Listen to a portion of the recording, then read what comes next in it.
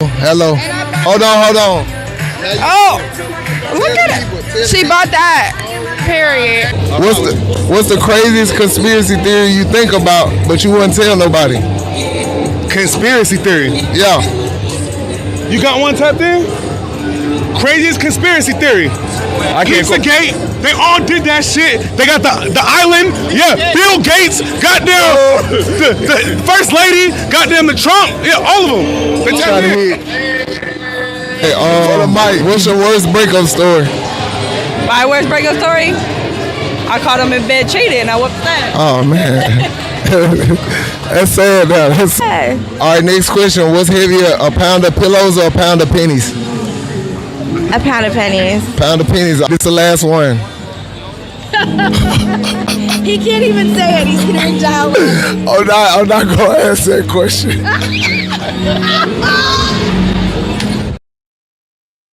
Yo, welcome to the New Normal Podcast. I want to tell everybody thank y'all for tuning in. If you are here with us today, make sure y'all like the video. Make sure you share the video. Make sure you subscribe to the channel. Hit the notification bell. And make sure y'all subscribe to the New Normal Podcast on all social media platforms. Today, we got a good one for you. We got a banger. We got the hot one right now. We're going to talk about Americans. Are Americans broke? Are these companies broke?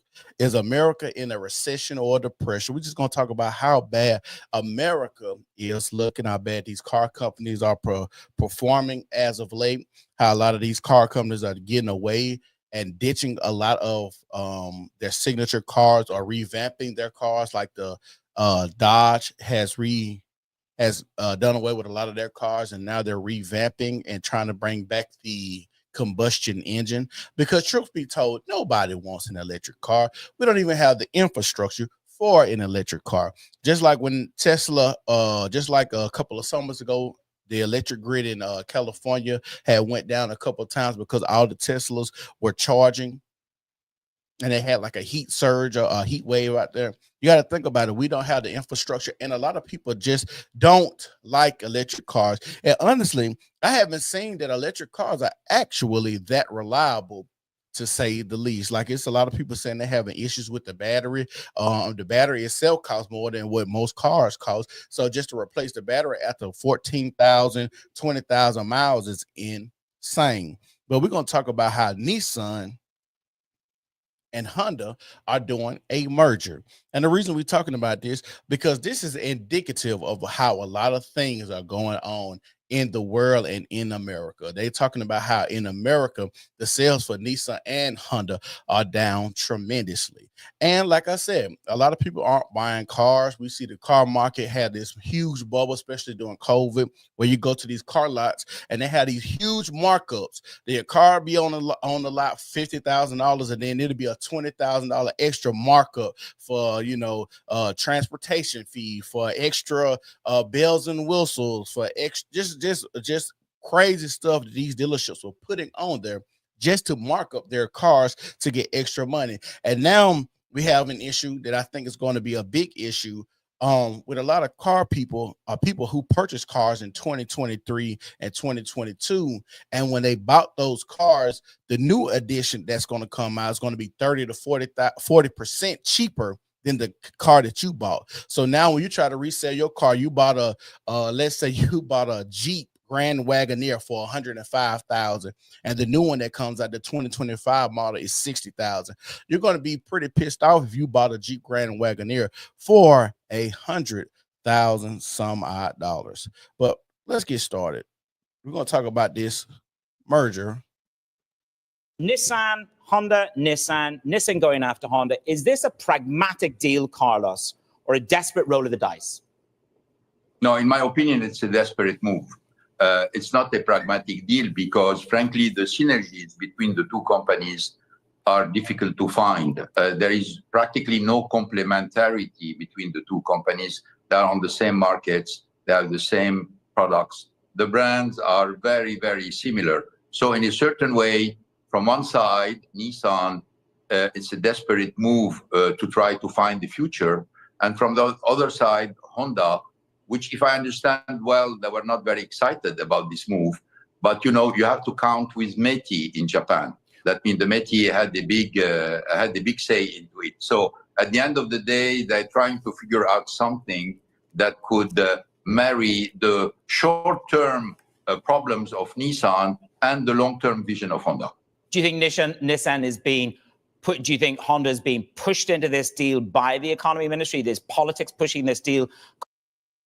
I think both companies are doing pretty bad. I think it is advantageous for them to merge, but also, like the guy said, these are the same, basically competition. Y'all sell the same kind of cars, so I don't understand how y'all gonna merge and try to be competitive with both cars. Are y'all going to do away with a lot of car lines or additions? Are you going to be like Stellantis? Stellantis bought a lot. I guess there wasn't merged. They bought a lot of car companies, but we see how Stellantis is doing. Every time you look about something with Stellantis, they firing a CEO, or they're laying off 9,000 people here, 12,000 people here. Like I said, I think just the car industry in itself is just not doing good.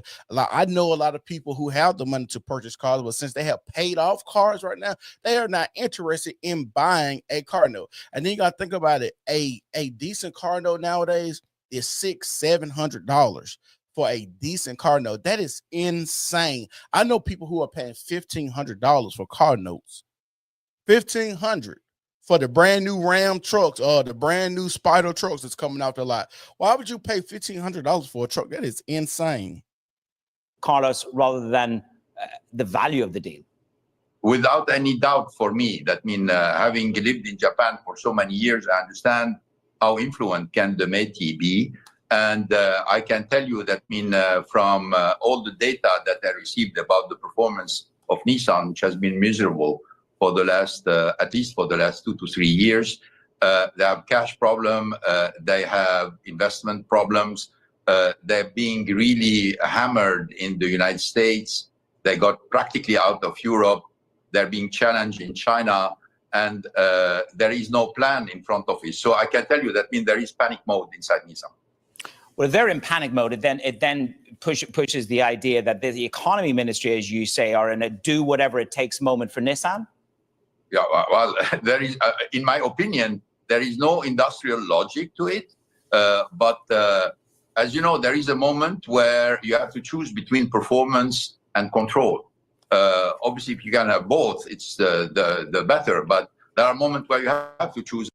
And that's the thing. If Nissan owns Honda and merges with Honda, it actually takes down the competition and probably will boost sales at the same time. But like I said, I just don't understand how the lines are going to continue to succeed with both companies being one company now. But like I said, if you can have it where Nissan controls everything and they don't have to worry about competition, it probably makes it easier for the sales to go up.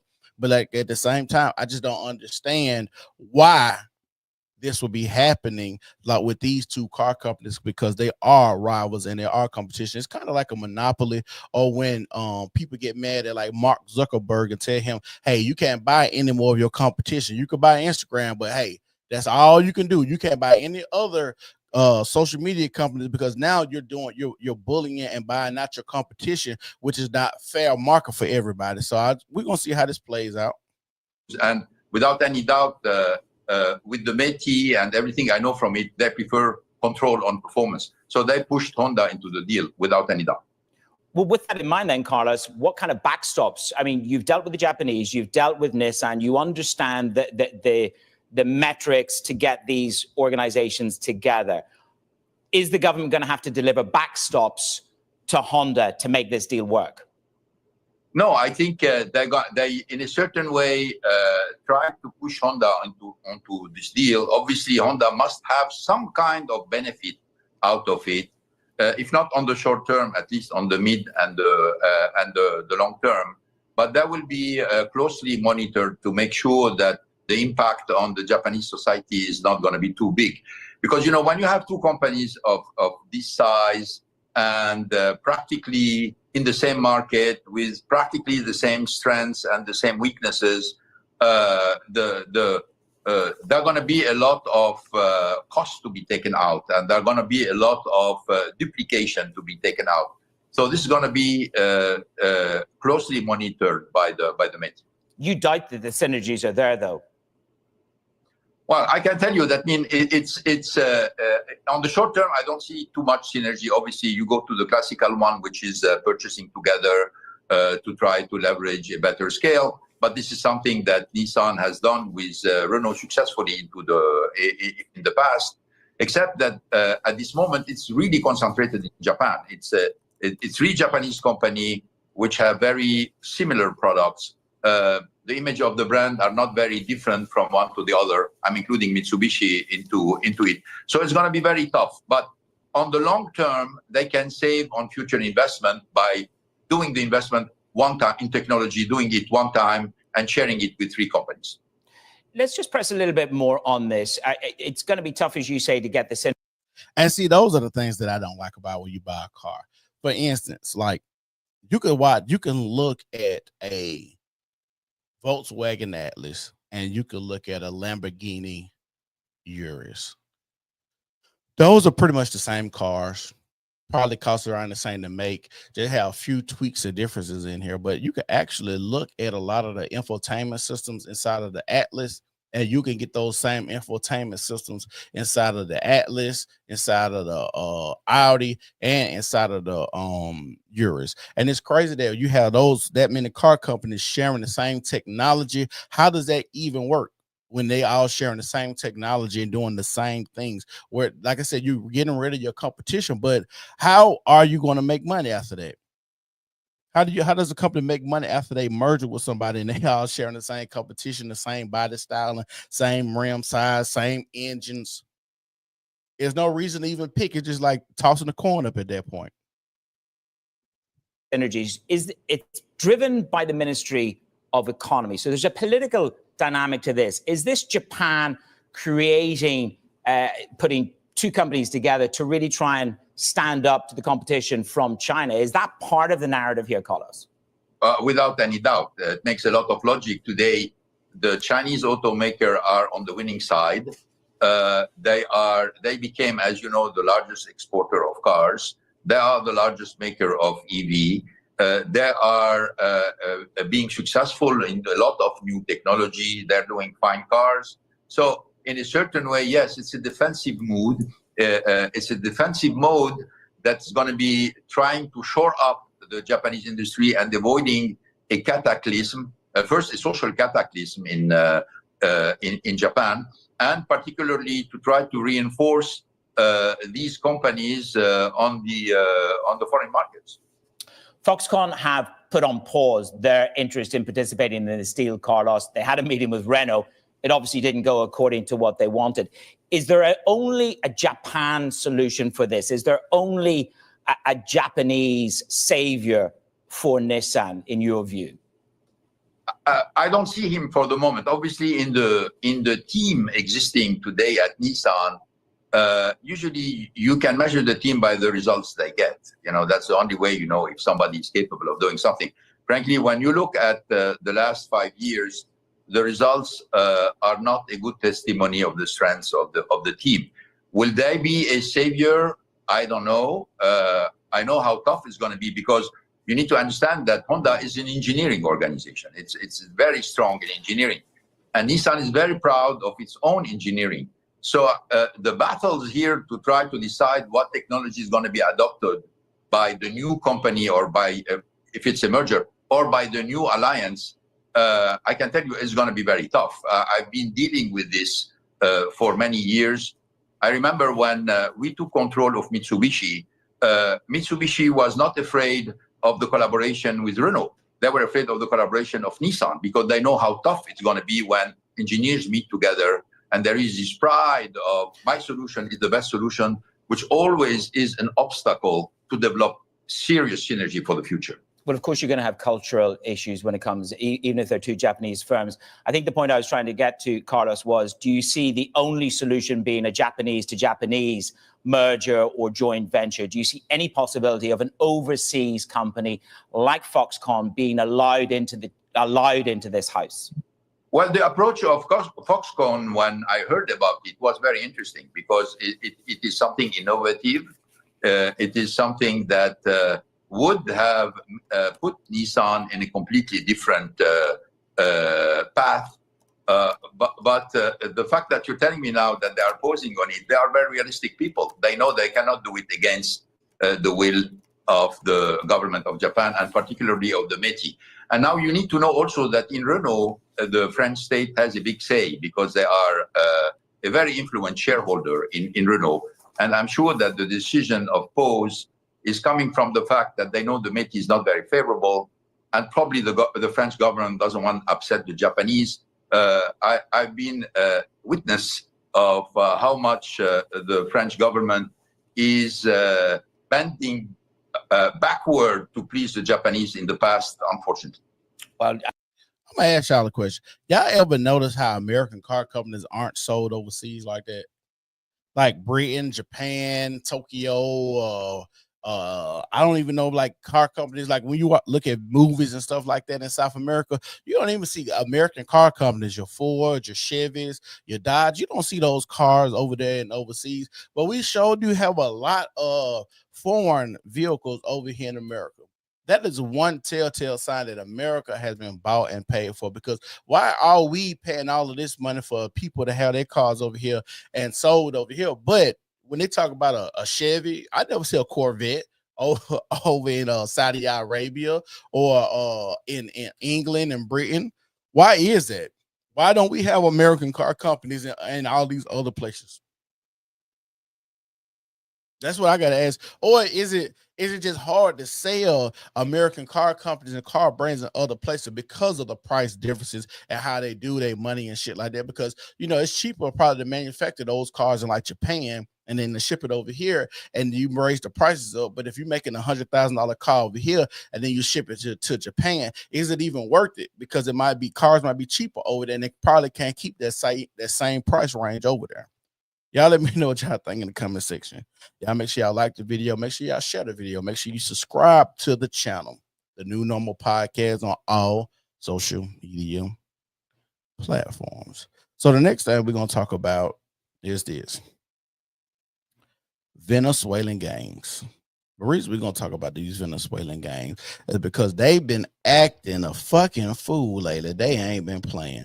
I didn't see they took over apartment complexes over there in Tennessee and stuff. So like I said, we got to talk about them because they have been taken over and nobody seems to care what's going on except for a handful of people. And I know that since we're trying to get rid of the illegals, a lot of people want to try to classify it as being racist, but it's not.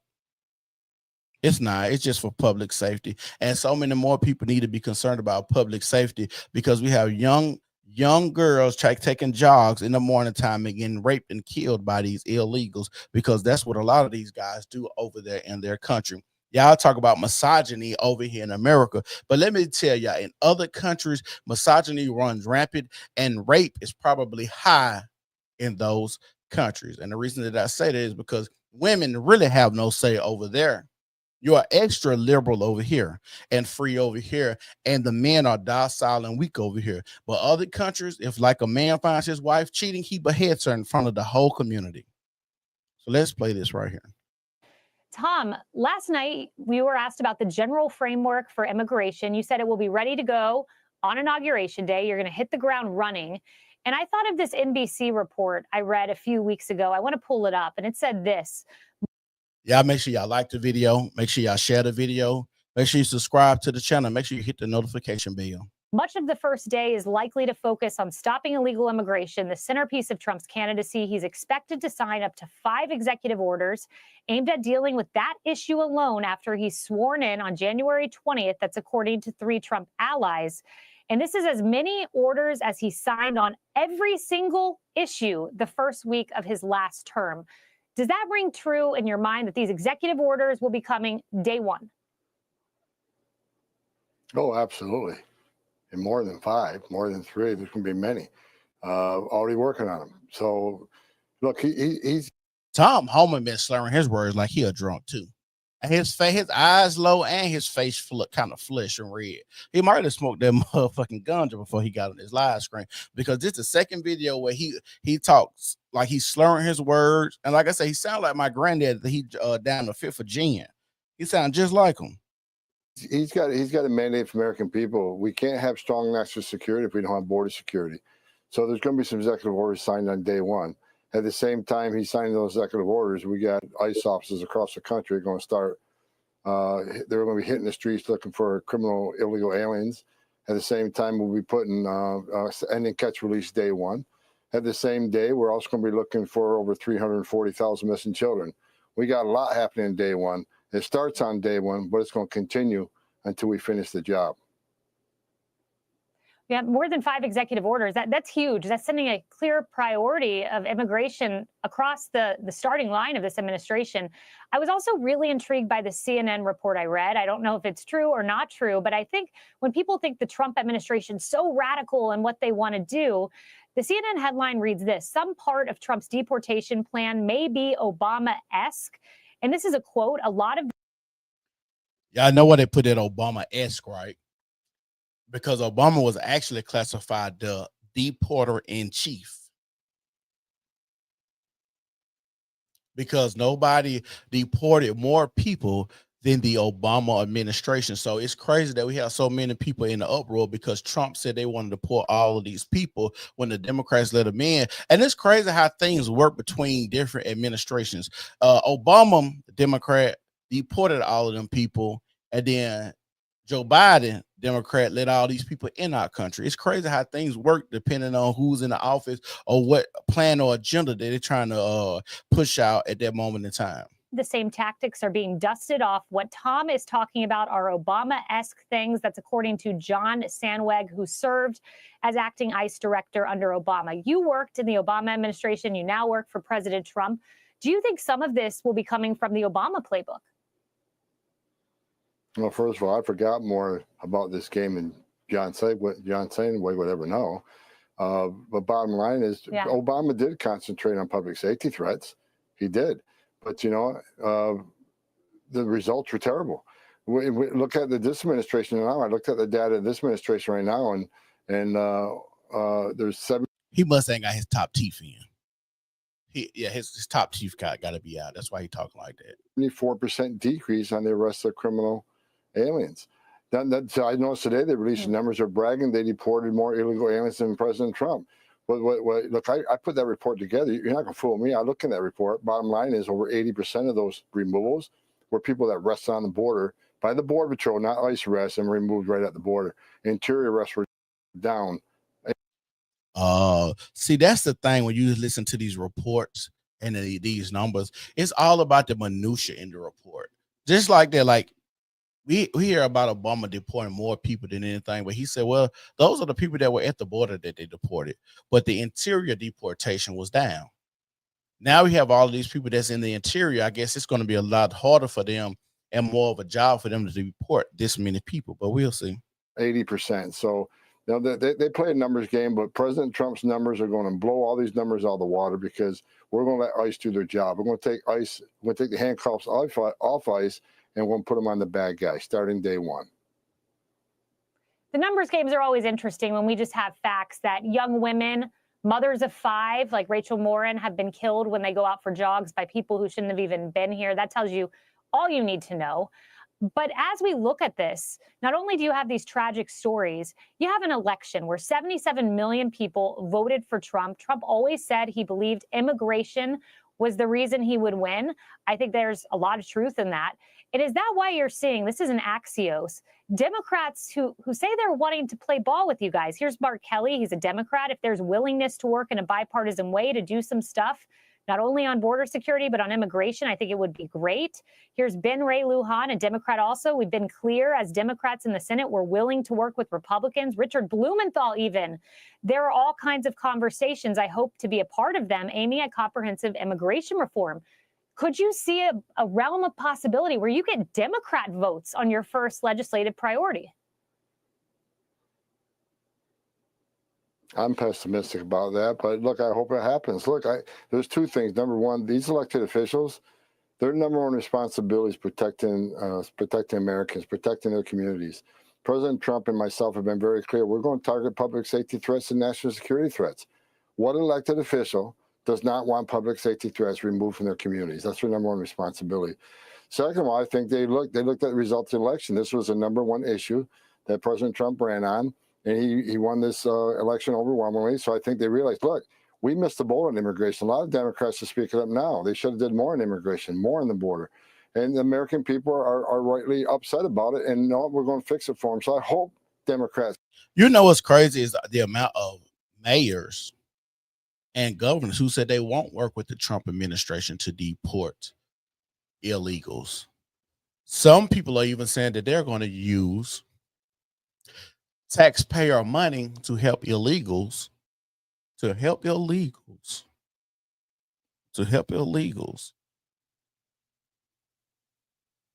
get lawyers.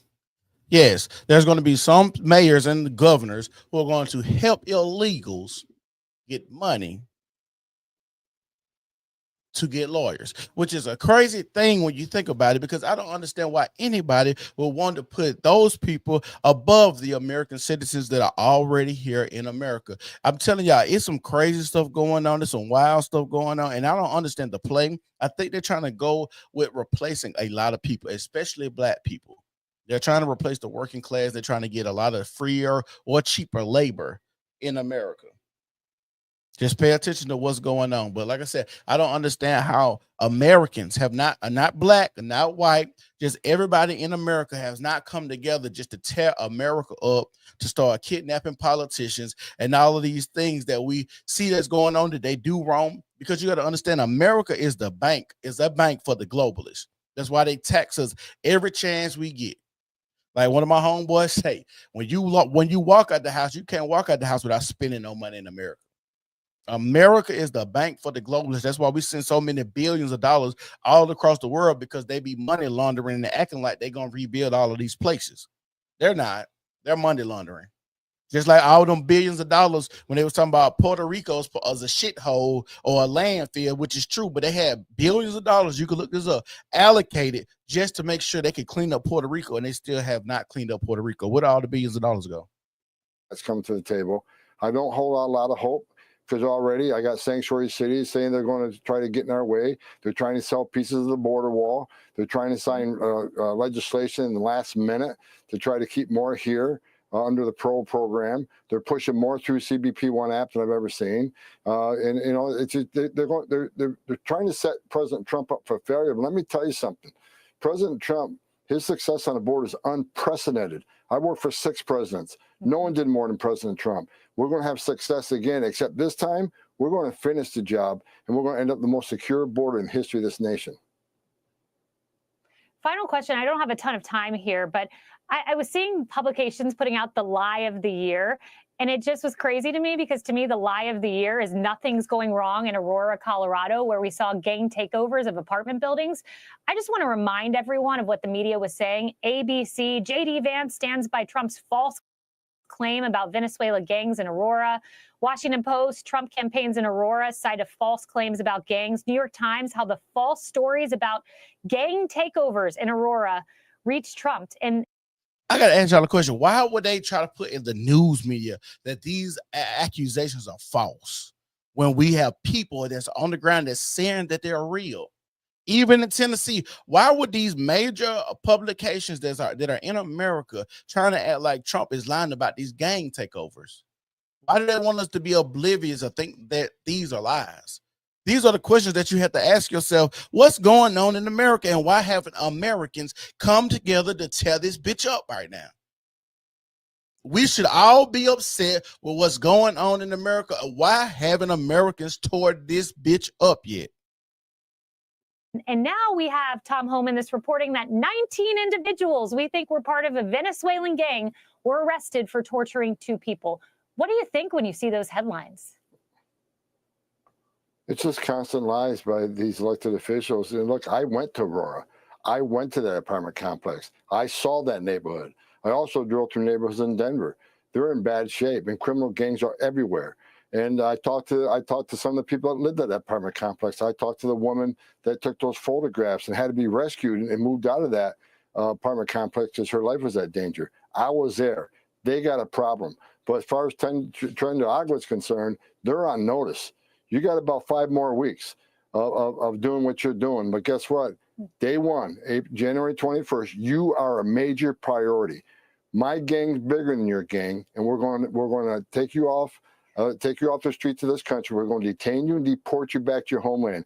If Venezuela doesn't want you, we'll send you someplace else, but you're not staying here. All right, Tom Holman, y'all make sure y'all like the video. Make sure y'all share the video. Make sure y'all subscribe to the channel and hit that notification bell. I agree with Tom Holman. Y'all can't stay here. Y'all can't stay here. Y'all gotta go. You gotta get out. You gotta go. So the next thing we're gonna be talking about, California. They have a serial dog rapist on the loose. You heard me right. A serial dog rapist is on the loose. The reason we're going to be talking about this is because I just want to talk about just the perversion of people right now. The perversion of people right now is insane. When I say insane, I mean highly insane. Hold on real quick.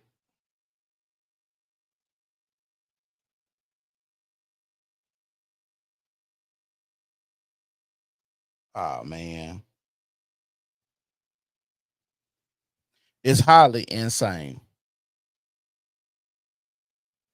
I don't understand why anybody would be attracted to a dog.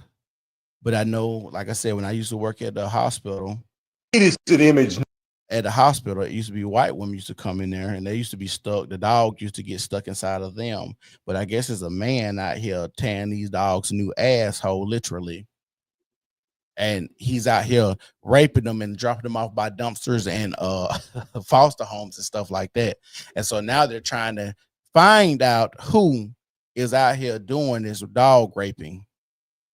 Crazy. I know this sounds wild, but we have things like this that's going on in America. That's why I said, make straight jackets great again. It is an image none of us want to see, but it is important to show you. This is Peppermint, the French Bulldog. Then there's Maybelline, or Mabel, the Brindle Pity. And then there's Butterfly, the Fawn Boxer. All three bully breeds, all under a year old, all with vaginal prolapses, and all found in remote areas with no cameras. All three with no microchip. All three winding up at the DeVore Animal Shelter in San Bernardino County, California. And we're told the fourth dog came into the San Bernardino City Shelter with an anal prolapse in the beginning of November. We first brought you this story the other day about an alleged serial dog rapist involving 14 dogs in 1 month's time. 14 dogs. Oh my God, that is disgusting. Just think about that guy, right? Having sex with a dog and then going back having sex with humans too. You don't know what's getting mixed up. You don't know what's getting stirred around. You don't know what STDs or diseases dogs carry around that you giving to people now. Because you know they always used to make the joke that HIV or AIDS came from monkeys. Said a man used to have sex with monkeys and end up having sex with people. Now that's the myth. I don't know if it's true. I believe that the government made HIV and AIDS, but I don't want to put on my conspiracy or my tinfoil hat right now. I do believe the government had some type of hand in HIV and AIDS, but you know, when I was growing up as a kid, that's what the joke that people used to make was that people had sex with monkeys, and the man that had sex with monkeys was having sex with people, and that's how HIV spread in the community. So now this man is having sex with 14 dogs in 1 month in California. And y'all know California. California is a fucking cesspool, a hellhole. California is probably the worst liberal. California and New York is probably the worst liberal states that allow any and everything to go on. So I'm surprised and baffled that people having sex with dogs out there in California, but they will tell you, well, I stay at Alabama, that it's a bunch of hillbillies and rednecks and we just have sex with sheep and goats, but they out here having sex with 14 dogs a month. Now, the animal control officer who responded to the latest call for Peppermint denying she ever mentioned 14 cases in 1 month's time and that they've never seen anything like it. When I called today, Friday, December 6th, the county called all of it misinformation. So when I called the sheriff's office, they told me they hadn't heard anything about it, to send them the information so that they could look into it. Now, back to those alleged comments from the ACO when responding to the latest case with Peppermint found at a remote and mountainous shooting range in Lytle Creek, California. Rachel Wagner, a local veteran trapper, alerted to the situation. She only lives a few miles away, telling us members of the community heard the ACO and that officials need to take this seriously. Oh, there's a pattern. I know what it looks like. It looks like a dog is being raped, and it looks like a dog is being dumped after the man is finished with that dog. And it's over and over again. I also spoke with Healing Hounds Rescue. So I'm gonna ask y'all this right now. We see is an $8,000 reward for information in the case of alleged serial dog rapist, right? How many videos, commercials, or anything like that have y'all seen about children being kidnapped, trafficked, sold to gangs, into prostitution rings? How many of those videos have you seen? I seen this one, but it's like, dang, I don't see any of them when I'm on X, when I'm on Facebook, when I'm on Instagram, when I just so happen to watch the TV. I don't see anything like this. But now I see an alleged serial dog rapist, and you got to think about it. So many people care more about dogs and animals more than they care about human lives. I'm still pissed that Michael Vick went to jail over dog fighting when he wasn't even involved in the dog fighting. People care more about animals than they do human life, and it is insane. Who claims there's at least one reason they claim that the county doesn't want to acknowledge this.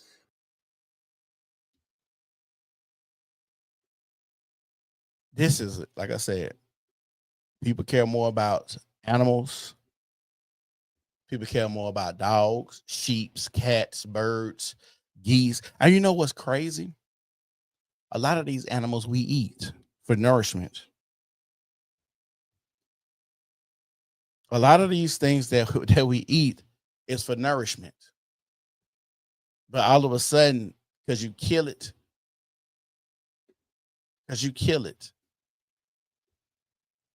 and the thing about it is, people might say, well, people eat humans and cannibals for nourishment. Yeah, but it's illegal to do. Like, it's legal to actually hunt a deer. You can eat a deer. It's legal to fish. Some places it's illegal to eat cats and dogs. I'm just saying. They say Chinese food is cats and dogs. We still don't know, because I still to this day haven't seen chicken that look like this other than at the Chinese restaurant. That's just my opinion. Y'all tell me if y'all seen chicken that look like the chicken in Chinese restaurants, but I haven't seen that. And like I said, it's crazy that I could just play a commercial where they're giving an $8,000 reward, but people won't come forward when their children get kidnapped, when their children is being molested, when their children are being molested by the uncles in the house, or the daddies or the mothers, or being fondled, or they know they got a creepy ass granddaddy in their house. Why is that? It is crazy the amount of things that is going on in America that we call to attention. Make straight jackets great again, because a lot of this stuff could be solved with a lot of castration. Some people need castration when they do a certain thing, especially the pedophiles. I think Louisiana has made it, if you get convicted, if I'm not mistaken, if you get convicted of something like pedophile type activity, they doing liquid castrations of you, which is needed, which is definitely needed. Y'all make sure y'all like the video, make sure y'all share the video, and make sure y'all subscribe to the channel and hit that notification bell.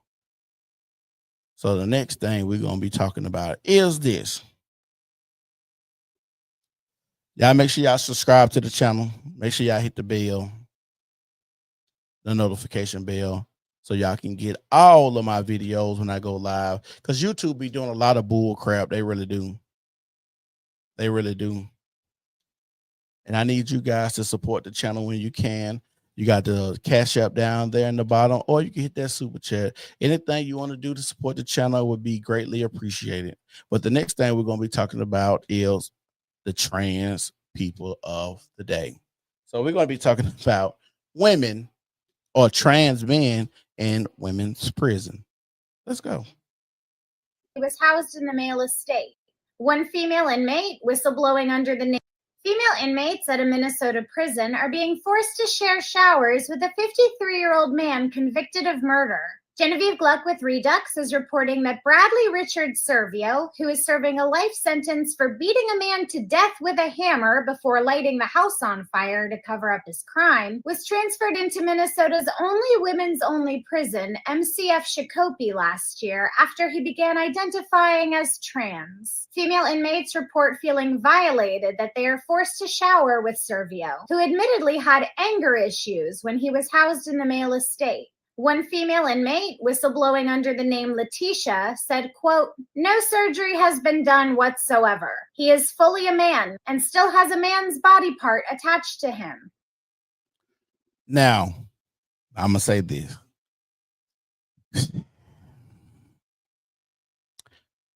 I don't agree with men going to women's prison because they know that they will have an easier time going into a woman's prison because they're men. Everybody knows it. It seems like only people that are smart enough to understand the difference between women and men are male and female prisoners. And they're the ones that committed the crime and would be considered the dummies. But they committed the crime and they understand this, right? So much so that the men say, hey, I want to be a woman. I'm going to act like I'm a woman so I can go to the women's prison and dominate. But just think about if you're a woman, right? Locked up in the cell with this man at night. Everybody going to bed and he just beat your ass and take that vagina. Then you get pregnant. Or what if multiple women in that prison gets pregnant? Now, the flip side of that, if you're a criminal and you go to jail, should you have a lot of say what happens when you put your life into the system's hands? Like you really can't, like when prisoners complain about like the conditions of jails and stuff like that, it's like, okay, you can complain about it. Okay, some things are inhumane, but at the same time, you kind of did put yourself in this situation to be in prison, to be put in these circumstances, because if you don't commit a crime, then you'll be out there on the streets and you could have the life that you want or work for the life that you want and potentially get it. That's just the logic that I use. Now, if you put your hands in the system, if you put your life in the system's hands and now they're taking you to prison and now you have to be in the jail cell with these people, then it's like, it's kind of like you kind of brought it on yourself. He acts like a man, sounds like a man, behaves like a man. It's because he's a man. Bradley Servio said, "I've been on hormones and wearing women's underclothes." Prison officials ignored the concerns of women like Letitia, who was reportedly told, quote, "There's nothing the authorities can do about it unless something really happens to me." At least 6 men. And that's crazy too. Instead of acting proactively, we got to act reactively. I can't stop this man or move this man out of your prison cell until or after he does something to you. That is insane. And have now been transferred into the Minnesota women's prison since 2023, half of whom are serving or have served time for charges related to the sexual abuse of children. Another woman inside, going by Carrie, said, quote, "I just don't understand why the Department of Corrections would put violent men and sex offenders around all these women." Bradley Servio, who calls himself Aurora, was transferred into the women's prison 5 months before the state's new gender identity policy was put into place, meaning they sent him there to live and shower with women because they wanted to. The trans activist nonprofit group Gender Justice, whose 2022 lawsuit against the Minnesota Department of Corrections brought about this policy change, received nearly $500,000 in taxpayer funding from Governor Tim Walz's administration as part of a settlement. Gender Justice argued that the Department of Corrections was discriminating against yet another trans-identified male inmate, Christina Lusk. Look at that.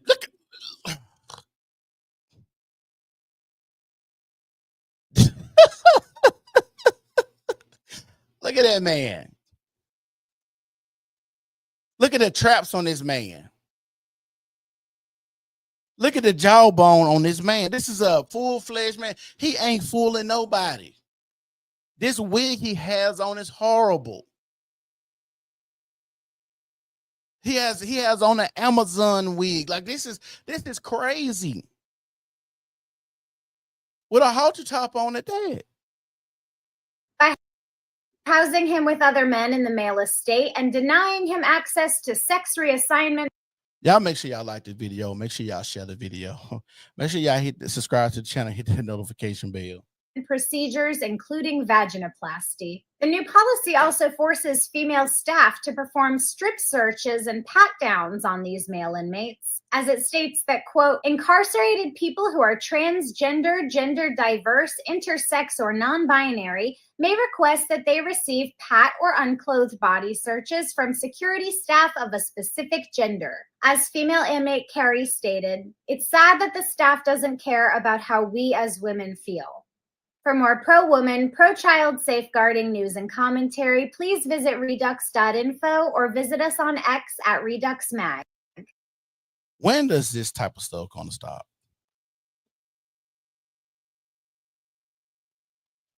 Humans swear that we're the smart species, but it's crazy because it's like you wouldn't think that any other species would be having conversations about what is a man and what is a woman.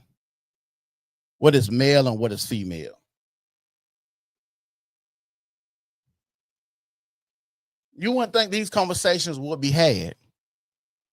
So much so, look at this crazy shit right here that I seen. Let me show y'all. This is so crazy right here. Female. This is so crazy right here. Now I just couldn't address the roadway safety crisis. I couldn't believe this was a conversation they were having in Congress. Listen to this. I was actually shocked. Address the roadway safety crisis, including the critical funding that would accelerate the development. And this is an area I've written to you about, of the use of female dummies in crash testing. This will start to fight the gender inequity among vehicle safety and crash victims. This budget also builds upon and helps actualize, address the road. I don't think y'all heard what this lady just said, or this man just said. I don't know what it is. I don't think y'all heard what they just said. So listen again and listen closely. Roadway safety crisis, including the critical funding that would accelerate the development. And this is an area I've written to you about, of the use of female dummies in crash testing. This will start to fight the gender inequity among vehicle safety and crash victims. This budget also builds upon and helps actualize, address the roadway safety crisis, including the critical funding that would accelerate the development. And this is an area I've written to you about, of the use of female dummies in crash testing. They're trying to allocate money to put female crash test dummies. Female crash test dummies in the cars to promote more equality when it comes to safety. This is the craziest thing I have seen as of late. And like I said, I don't even know how far and how wide they can cast this net of gender equality. I thought the bathrooms was going to stop. Nope. Sports. Nope. Now they need crash test, female crash test dummies. This is what they need, female crash test dummies now to promote equality. When is this shit gonna stop? And that's the thing about these movements that are illogical. They never know when to stop. They never know when to hold up. It's never anybody in these groups that say, hold up, maybe we are pushing a little too hard. Maybe we are causing the hate that we get upon us. Maybe we are making people uncomfortable. Maybe we have gotten all the juice we can squeeze out of this lemon. Just maybe. But no, it seems like they just want to keep going and keep pushing all of this weirdo agenda stuff that they keep pushing on us, our children, and people are so afraid to speak on it, but not me. We got to speak on it. We got to have some type of pushback because we need to make straight jackets great again. A lot of these people need to be locked up in Arkham. A lot of these people do not need to be walking the streets with the same people. We need to open up these facilities like they did in like California. They closed all those mental facilities. Y'all need to open them back up. And a lot of them homeless people that shitting and shooting up on the on the sidewalks and living on the sidewalks in tent cities. Y'all need to put a lot of them back in there. So that's all they doing is shitting and shooting up out there, which is crazy. Which is crazy to say this type of stuff. This lady said she want female crash test dummies. Why is this even being entertained? Like, they should have an agenda of people that want to say some real shit. If crash test dummies, if I was in there when he made the list, you couldn't come up here and talk about no crash test dummies. Shit is stupid. And fucking sane. This will start to fight the gender inequity among vehicle safety and crash victims. This budget also builds upon and helps actualize, address the road.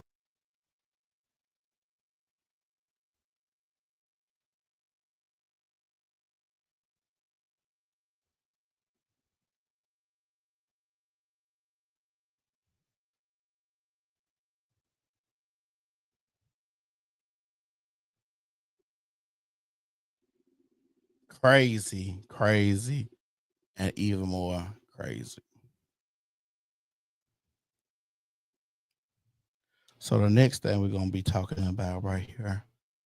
A woman attacks her delivery driver. Y'all make sure y'all like the video. Make sure y'all share the video. Make sure y'all subscribe. Make sure y'all subscribe to the channel. Make sure y'all hit the notification bell so y'all can get all of my videos, because YouTube, and I'm always say this, YouTube, we doing weirdo stuff to where they don't push my videos like they should. But it is either here or there. This type of conversation and content sometimes will get pushed down because we're talking about a lot of trans issues and stuff like that, and they don't want that to get out. They want trans people to be, you know, the popular people nowadays. But this is what we're finna watch right now.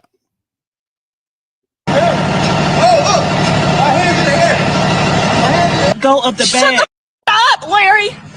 Stop. Oh, Ashley. Without the doors on there, it still won't fit. Your refrigerator measure at about 20. Measure this refrigerator, please, while you, Mr. Handy Dandy tape measure man. Larry, will you bring me the tape measure from the other room? So no, I'm not. No. So if you don't know, this lady ordered a refrigerator, right? She ordered a refrigerator that was too big to fit in the spot where the old refrigerator goes. Now she's upset and she won't let the man leave. You can get you can get your dispatch. Okay. Listen. Dispatch. Okay. Wait a minute. Larry, bring me my phone because I need Lowe's on the phone right now. All right. Okay. All right. Look, I'm just trying to give you an understanding. No, you don't. Sweetie, I have a doctorate degree. There's nothing for you.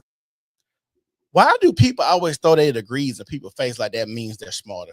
Her attitude clearly means you paid for that degree. You didn't earn it. You paid for it. Or you went to a school that was online or a school that was barely accredited. Let's not act like that's the thing too. Yes, I do. Okay. Oh.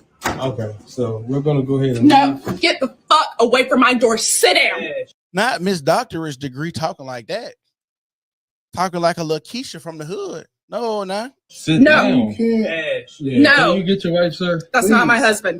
Can you? No. No. And if you see it, she's blocking the door right now. She will not let this man leave.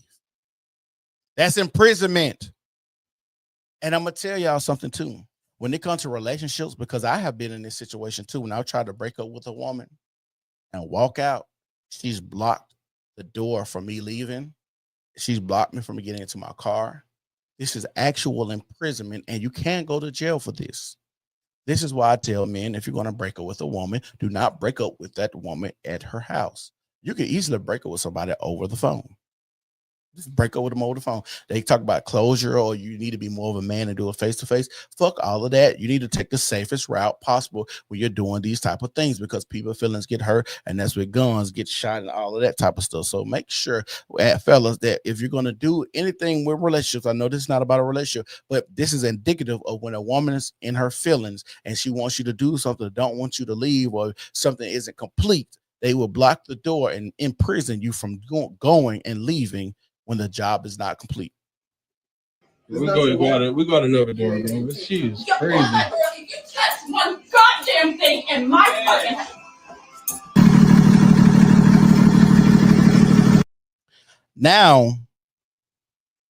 Now, what up, Gambit? Hey, man, where you been at? I guess I ain't been screaming like that. My bad. It ain't you, it's me. But make sure you like the video. Make sure you share it. I'm glad you're here.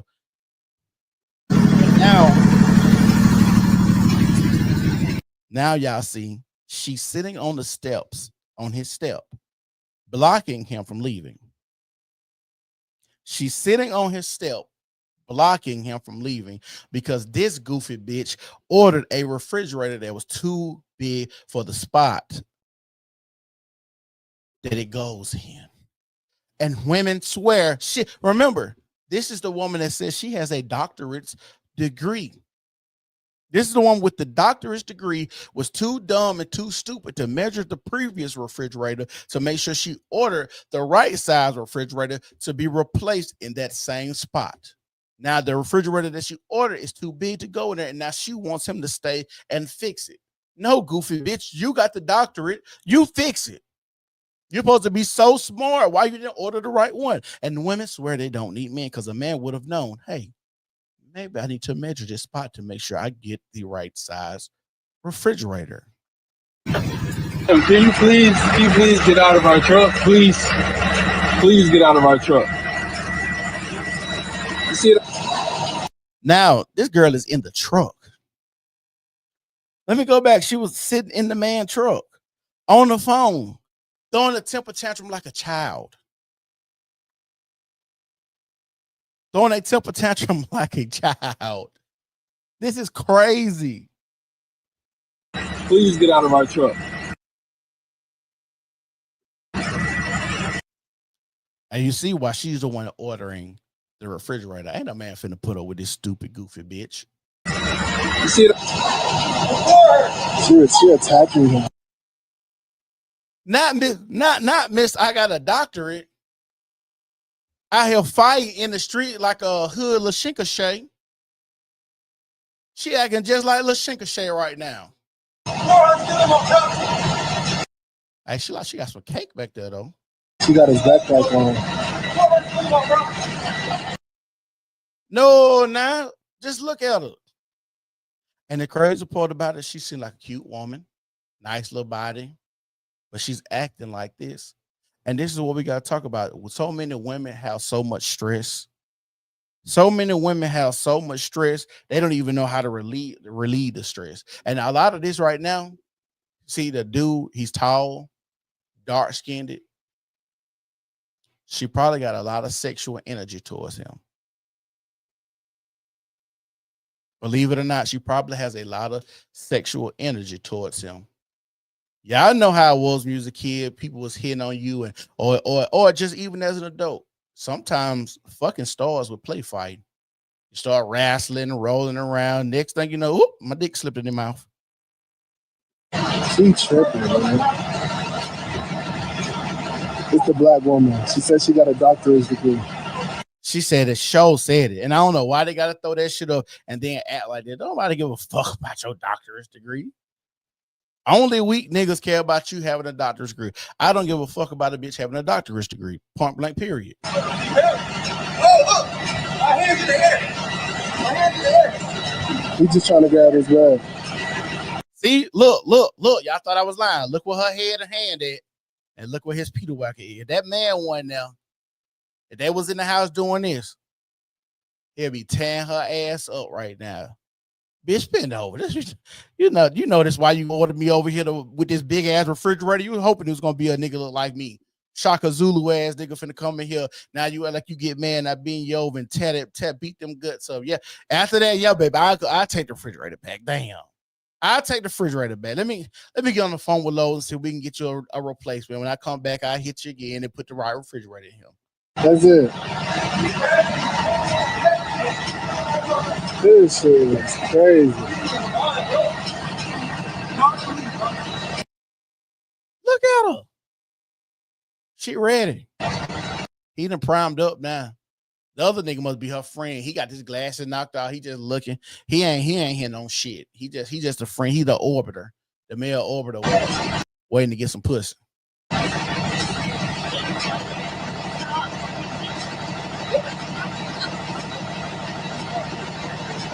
Look at what her hand is. Like she grabbing that man meat for real.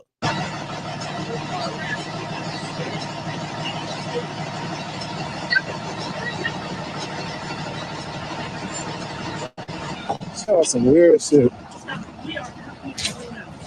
Listen, man. Bro, we gotta go, man. I can't get up. She got me. Everybody just get up. Why you bleeding out the mouth? Because he hit me in my face, and I'm pressing charges to get you. Ash. Bro. Help me! Ash, let go of the bag. Shut the up, Larry. Shut the fuck up, Larry. I need to put that on the soundboard. Shut the fuck up, Larry. Stop. Oh, whoa. Ashley. Let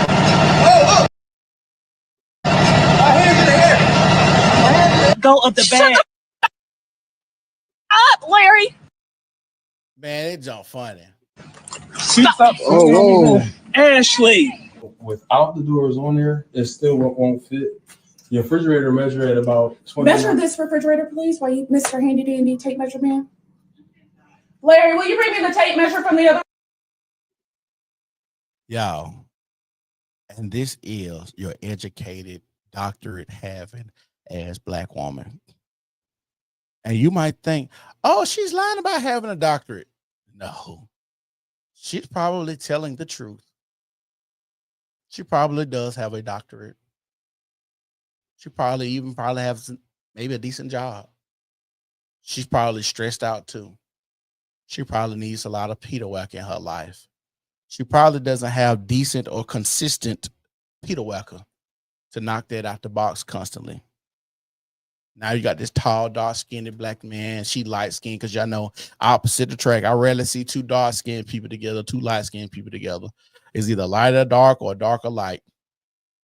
I might see two brown-skinned people together, but two black-ass people and two light-skinned people, I rarely see. So she like, oh, yeah, we're going to have some nice little in between babies. Come on now, nigga. But like I said, so many people out here going through so much stuff, man. So stressed out, they can't even measure refrigerators the right way. Sad to say. Y'all make sure y'all like the video.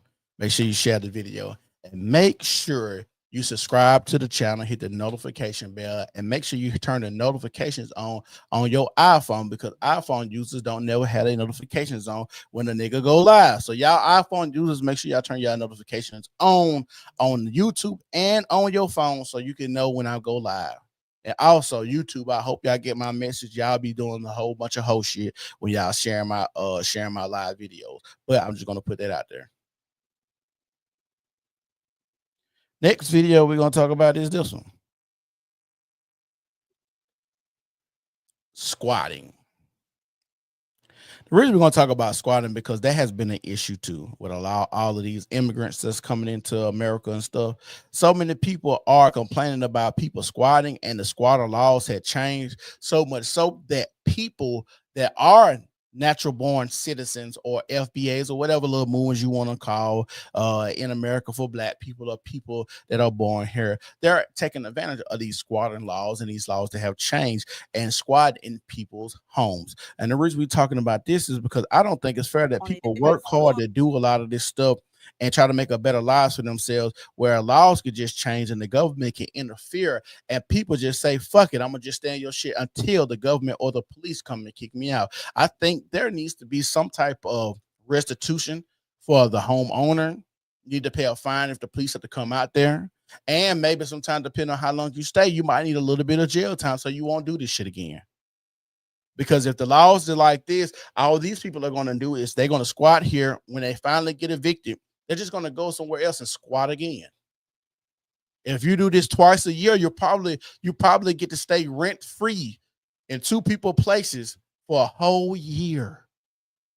I know it's sad to say, and I know it's a sad reality, but it's kind of scary to be a homeowner or to even try to rent out these things or try to make extra money when you're talking about rent and tenants. They've been squatting, and if they have to get somebody killed, they'll do it. Calm down. From Clayton County Sheriff's body camera, you can see the homeowner, Lalitha Hale, taken away to jail, not the alleged squatter at this Livingston Drive home. She's going to be charged with criminal damage to property for all of your belongings. Y'all make sure y'all like the video, make sure y'all share the video, and make sure y'all subscribe to the New Normal Podcast on all social media platforms. Criminal trespass as well for her coming in here. I spent the night on a mat on a concrete floor in deplorable conditions while this woman, this squatter, slept in my home. Lalitha Hale says this all started back in August when she called police after finding Sakimia Johnson in the house. How can she not be a squatter when I don't know this person? I've never had any type of contractual relationship with this person. But a Clayton County magistrate judge ruled under the new Squatter Reform Act, Sakimia Johnson did not qualify as a squatter because she is related to a previous evicted tenant's partner. See how that works? So actually, even though she's not a squatter, why couldn't she just be trespassing on my property? Even if I had the previous lease with her relative and now she stays there, that would technically mean she's trespassing, even though she doesn't qualify as a squatter. Why you can't just kick her out? I was renting a citation about a lawful squatting and an order. A judge signed an order denying it, saying that I wasn't a squatter. That started a multi-month court battle, filings and appeals. Johnson even filed for bankruptcy, listing Lalitha Hale as her only creditor. But November 18th, the magistrate judge ordered a final judgment in Hale's favor. Hale says she thought Johnson moved out. Returned on Monday to start painting, and she had broken the locks and re-entered my property. She just pulled up out of nowhere, and she had this guy with him, and I locked the door. I locked the screen door, and he forced himself in. Yeah, because it's not y'all place. Of course, I'm gonna force myself in there. Y'all don't pay no rent here. Y'all not legally on the lease. Yes. Telling us to get out. Hale admits she is still waiting on a signed writ of possession, meaning she has no legal right to evict. We have to be notified of this. A writ has to be served, and we have to be involved in that for it to be a legitimate eviction. Hi there, it's Justin Gray with Channel 2. No one answered at the home when we knocked. The sheriff's deputy can be heard on body camera telling Hale to think of things from the alleged squatter's point of view. But just think of it from this perspective, though. Everybody isn't as fortunate as you to have a bed. No, I'm just saying, a bed, the little things. To see that woman walk into my mom's house while I was in the police car, something is wrong with this. Yeah, they did right. Trying to kick them out and take them out. That's what they did exactly right. But see, y'all didn't go with enough people. You and that man, no. It should have been 10 of y'all went in there, kicked them out, got all their stuff out of there, and made them leave. They could have called the police all they wanted to. Y'all should have been given every chance y'all got. Y'all should have been giving them hell. Y'all should have had. They was gonna make y'all would have made them leave eventually. Because all y'all had to do was just sit on the house, honestly, and just wait till they went to work and just went into the house, broke in the house, and kicked all their stuff out, and y'all could have moved in there. You own it. And see, people that know these laws like this, they call the police, and then the police be on their side. See, that's why I couldn't be a police. Even though it's laws in place, I ain't gonna lie to y'all. I would have pulled up there and said, "Who owns this? Are you on the lease? You not on the lease? Your cousin was on the lease, so you stay there now, but you're not a squatter." The judge ruled. Okay, guess what? I'm not gonna do nothing. How about y'all do this? You take off your rings off your finger, and you take off the rings on your finger. And whoever win this fight, that's who get to stay in the house. And I say right here in this front yard, y'all get to fight. Y'all fight it out. And whoever wins get to stay in the house. That's all I would do. That's all. If you want your house bad enough, you should. I get it. Fight for it. Let me see how bad you want the house. And if you need somewhere to stay, I need you to fight for it. But y'all got she gonna have to fight the small one because the one that was talking with that ugly ponytail, she got her weight class. She a little bit big. I ain't gonna just do it dirty like that. I ain't gonna just let her grease her like that. But it's crazy that we have so many people that understand these laws like this and try to get over. They try to get over and do all of this stuff like this. And it's sad that people work hard. And then she said, this is her mother's house. The sentimental value that's has been established with that house. You might have grown up in that house. Your mama might have died in that house. You don't know what kind of memories, fun memories you have. Christmas get together, Thanksgiving, birthdays, spend a night parties, the ass whoopings your mama might have gave you. Like those are fun memories you have as a child. And just for somebody just to come in and violate and desecrate a place where, you stay at or you grew up is a sad reality. But I just want to tell y'all, Christmas is coming up. If you celebrate Christmas, cool. I want to tell y'all happy holidays for Christmas and New Year's. I hope y'all spend it well with y'all family. I hope y'all enjoy each other. I hope y'all don't have any drama with your families. I hope it's a joyous time. It's fun. I hope you get to see your favorite family member or your favorite cousin you like to sneak off with and smoke the blunt in the car and come back and eat the food, or your cousin. Some of y'all be flirting with y'all cousin. The cousin that, if you want your cousin or she want your cousin, you'll smash, but y'all sit around and flirt with each other just a little bit. But y'all know y'all can't cross that line because y'all kin people. That type of stuff. Y'all know what the hell going on. I hope y'all just have a good time. I hope y'all get y'all with y'all heart desires. Hope y'all get some good gifts. The people that still are receiving gifts. Some women, some of y'all men are going to receive the same vagina you've been receiving the last year and years. So you're going to get that as a Christmas gift and maybe some different type of lingerie. I hope that's good. I hope it ain't just no pity pussy. Ladies, I hope your man don't come up short when he gives you these gifts, or the gifts you know that he can't afford and he comes with something cheaper or lesser value. I hope you still put on a good smile and face and then go the next day call your work husband or your work boyfriend and tell him that you didn't get nothing for Christmas, and then you send him what you actually want and he buys it for you.